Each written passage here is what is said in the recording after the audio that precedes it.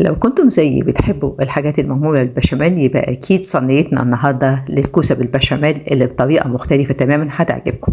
لو أول مرة تشوفوني أنا دكتورة سهى، أتمنى تشتركوا في القناة وتعملوا لي لايك وشير.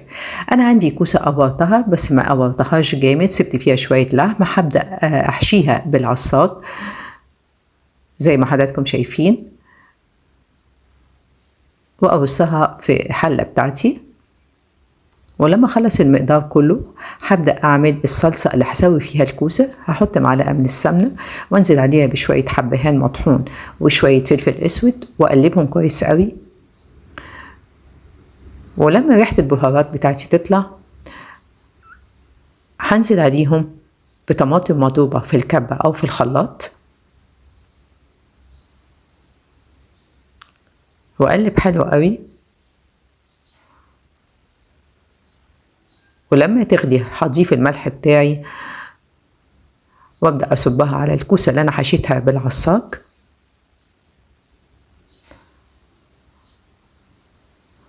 وهرفعها على النار لحد ما الكوسة بتاعتي تستوي بنسبة حوالي 90%.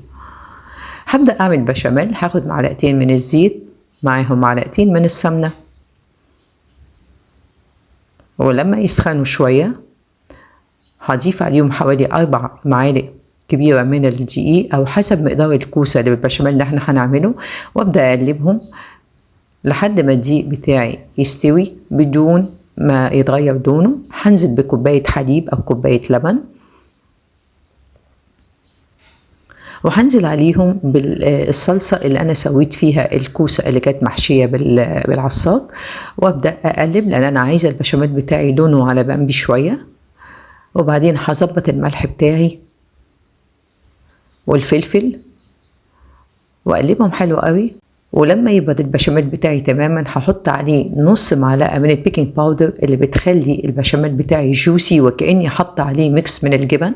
هبدا احط مغرفه من البشاميل في الصينيه اللي انا هحط فيها اللي هعمل فيها الكوسه بالبشاميل، واسويها كويس قوي. وابدا ارص الكوسه بتاعتي اللي مستويه حوالي 90% بالشكل ده، واضيف على الوش بقيه البشاميل بتاعي وادخلها الفرن تكمل سواها وتتحمر عشان تطلع بالشكل الجميل ده واللي طعمها وريحتها روعة فوق الوصف. لو عجبتكم وصفتنا النهاردة أتمنى أنتوا تنفذوها وتكتبوا لي رأيكم وأسئلتكم في التعليقات، وبالهنا.